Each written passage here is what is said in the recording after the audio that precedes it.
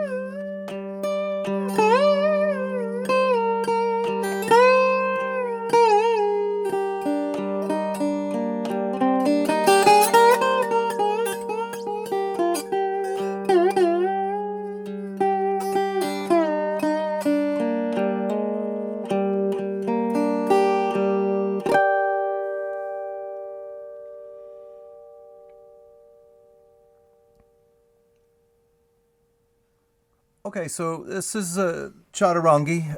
It's a 22-string Indian slide guitar, Hindustani slide guitar.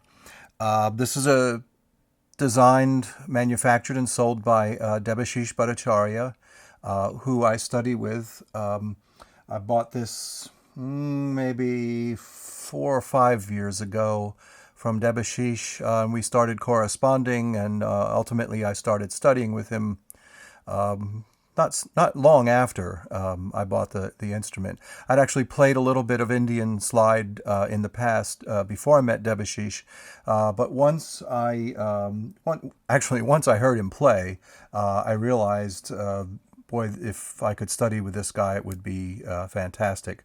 Now, I'm only a part-time player, a part-time student. I've been studying Indian music for maybe 6 or 7 years. If you know anything about Hindustani classical music, that's really just, I'm barely a novice, I think, at best. But it's a joy to play. Let me tell you really quickly about the instrument, and then I'll move on to the others. There are 6 melody strings, and usually tuned to D minor, D major. This is D major right now. I know Debashish also tunes to G major, open G, and G minor, and I'm pretty sure when he plays, when he accompanies his daughter, who's just a magnificent classical singer, also sings Western music. I'm pretty sure he tunes to a B flat. He'd probably correct me on that if I was wrong and he saw this. So 6 melody strings. You saw me playing with the steel. It's got chikaris. Those are tuned to the tonic, to D, an octave apart, and those are real typical of Indian instruments, Indian stringed instruments. They're usually, they feature in a lot of parts of the playing, but they're particularly prominent in a movement in a raag called the jala. And you would hear, this very percussive rhythmic.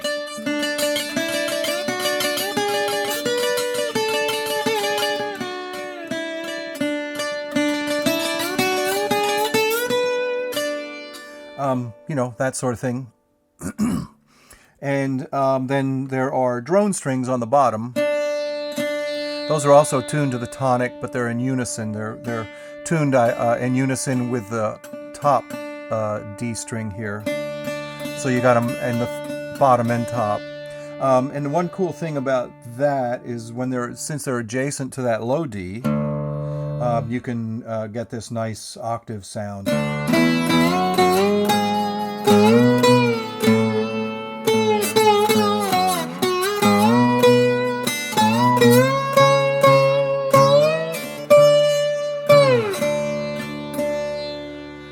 And finally, you saw me striking these sympathetic strings. Of course, they ring along when you play the melody strings. They ring along in resonance, in sympathy.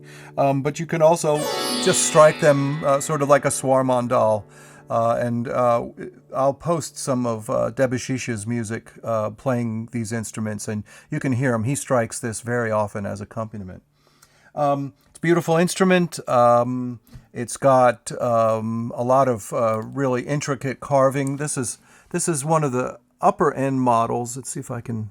My monitor is reversed, so I'm a little at a handicap here. That's a nice carving of Saraswati, the goddess of music and learning, teaching.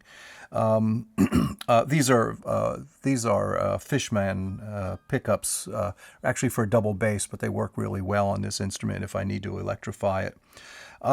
Anyway, that's the main idea. I'll move on to another instrument. This is a Pushpa Veena. Pushpa, I believe, means flower, and Veena is a generic term for a stringed instrument. It's similar to the Chaturangui in concept. It's instead of 5 or 6 melody strings that you play with the steel, it's got 5.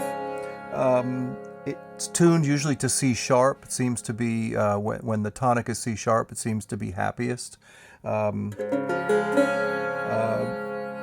It's got also same chikaris tuned to the tonic an octave apart. And it's also got, one difference is it's got these resonating strings, 3 resonating strings on the bass side. They're on a Jawari bridge. A Jawari bridge, I guess in English we'd probably say, call it a buzz block. And so they give that nice buzzy sound that's characteristic of a lot of Indian instruments, stringed instruments. And of course they resonate as I play the notes, you know.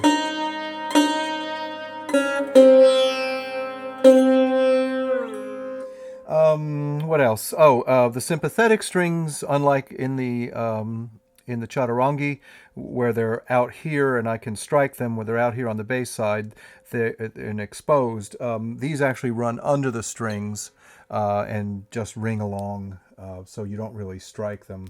The other thing of real note with the Pushpa Veena is that, of course, you know, the body's much smaller. The body is much smaller than the Chaturangui, but most importantly, the top is made of animal skin, and so it has a very characteristic sound of a skin top, like a banjo or a sarod or some of the Persian instruments.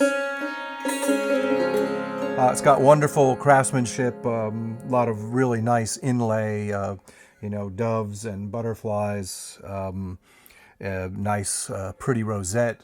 And this is always hard for people to see, but you can see on the side of the nut here, there's a little elephant head with its trunk raised. I think that's all I want to say about the Pushpa Veena. Again, it's designed and manufactured and sold by Debashish at Trideb International. And this is the Anandi. It is basically a steel string slide ukulele. It's got 4 steel strings, usually tuned to G, G major, G minor. This is G minor right now. Plays with a steel. It's got some nice kind of hand painted ornaments on it. Lovely sound. And there's not much else to say about it. Again, it's a Trideb instrument. Obviously, the range is much different from the bigger instruments. I'm not sure how well the mics pick up the volume of this instrument, but it is It is really extraordinarily loud for the size. Very, very resonant. And that's the Anandi.